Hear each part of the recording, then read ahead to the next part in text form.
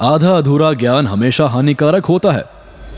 जतिन का अभय के बारे में आधा ज्ञान होना उसे किस मुसीबत में डाल सकता था, ये उसने सपने में भी नहीं सोचा होगा। लेकिन आखिर अभय ऐसा करने क्या वाला था जतिन के साथ? अभय ने अपनी जेब से फोन निकाल कर कहा, जतिन सिंघानिया से पहले मैं उसके डैड हंसराज सिंघानिया से बात करूंगा। लेकिन हंसराज ने फोन नहीं उठाया। जो भी हो, इतना ध्यान रखना कि हंसराज के साथ हमारे अच्छे रिश्ते हैं। तो फिर क्या उसका बेटा यहाँ लड़की के चक्कर में आया है? लोग कहते हैं कि जतिन पर उसके दादा हितेश सिंघानिया का हाथ है। और एक बात, ये जतिन और रितिका का भी चक्कर है। वैसे ये दोनों है कहाँ? ऑफिस में। अभय एंड धीरज ऑफिस की तरफ जाने लगते हैं। जैसे ही दोनों ऑफिस के अंदर गए, जतिन और रितिका अपनी जगह से उठ गए। जतिन बेबी, इस अभय के कारण मेरी हॉस्पिटल में बेइज्जती हुई थी और मैंने अपना कॉन्ट्रैक्ट भी खो दिया।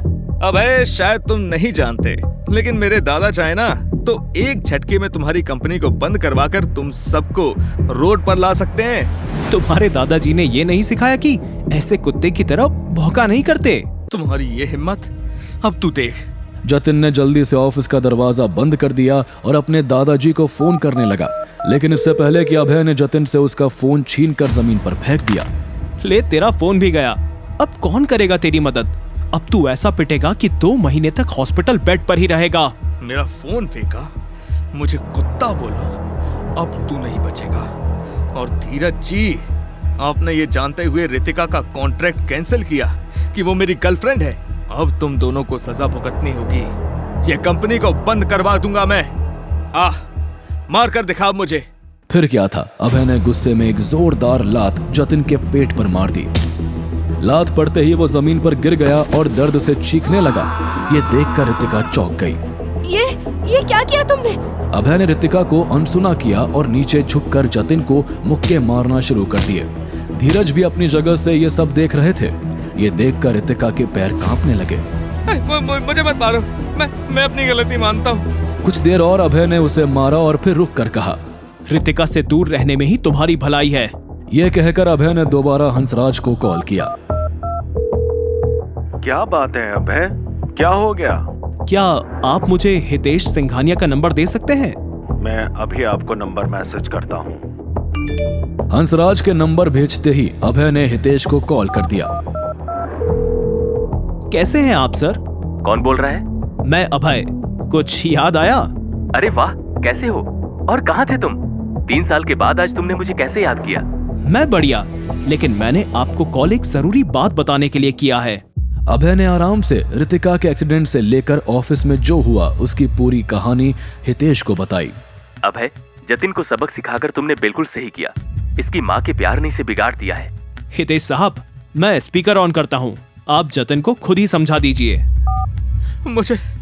मुझे बचा लीजिए दादाजी, इस अभय ने मुझे बहुत मारा है। तुम जैसे बेवकूफ लड़के की हिम्मत कैसे हुई अभय को तंग करने की? इसने कशिश के साथ साथ तुम्हारे पापा की जान बचाई थी और तुम हो कि उसी को परेशान करने लगे। क्या? ये तो मुझे नहीं मालूम था। अब पता चल गया ना? तुरंत अभय से माफी मांगो। इसके अलावा मेरी बात को गांठ बांध लो। अगर मुझे पता चला कि तुम रितिका के साथ हो तो मैं तुम्हारा बाहर जाना ही बंद करवा दूंगा। जतिन के साथ साथ रितिका भी ये सुनकर डर गई। मैं रितिका से कभी बात नहीं करूंगा। और अभय, आई एम रियली सॉरी यार। इसके बाद अभय ने स्पीकर को फोन से हटा दिया। लगता है जतिन ने अपना सबक सीख लिया है। Thank you for your time. इतना कहकर अभय ने फोन कट कर दिया। तो कैसा लग रहा है जतिन? अरे ये तो चले थे हलवा खाने, लेकिन अपना ही मुंह जला बैठे। कुछ देर बाद जतिन अपनी जगह से उठकर अभय के पास गया। अभय, मुझे माफ कर दो। मुझे नहीं पता था कि तुमने मेरे पापा की जान बचाई थी। मैं ये एहसान कभी नहीं भूलूंगा। जतिन की माफी से साफ था कि वो अपने मम्मी पापा की बहुत इज्जत करता है। इससे पहले कि अभय कुछ कहता, उसे सानिया का कॉल आ गया। अभय, तुमने मुझे बताया क्यों नहीं कि तुम मसूरी जा रहे हो? तुम्हें किसने बताया? मीका ने। दरअसल उससे दवाइयों से रिलेटेड बात चल रही थी, तो बीच में तुम्हारा टॉपिक निकलते ही उसने मुझे मसूरी के बारे में बताया। अरे पता नहीं कैसे तुम्हें बताना ही भूल गया। बातें बताना भूलते भूलते कहीं अपनी फियांसे को ही मत भूल जाना एक दिन। वैसे क्या मैं भी तुम्हारे साथ मसूरी चल सकती हूँ? तुम मुझसे डिनर पर मिलो, वहीं मिलकर हम इस बारे में बात करते हैं। ओके? ओके। ये कहकर सानिया ने फोन रख दिया। उसी समय जतिन ने जल्दी से अभय से कहा, क्या आपको पता है इस वक्त दादाजी भी मसूरी में हैं? वो ठीक है, पर तुमने मुझे बताया नहीं। क्या तुम अब रितिका के साथ रहोगे? नहीं। अभय प्लीज, अगर तुमने ऐसा किया तो मेरा करियर बर्बाद हो जाएगा। ये तुम्हें जरीन के करियर को बर्बाद करने से पहले सोचना था। अभय डरते हुए जतिन को देखने लगा। और जतिन, ध्यान रहे, भले मैं मुंबई में नहीं रहूंगा, पर अगर तुमने मेरी कंपनी में आकर कुछ भी गड़बड़ करी तो मुंबई दूर नहीं है। ये कहकर अभय ऑफिस की चेयर पर बैठ गया। अब आगे क्या?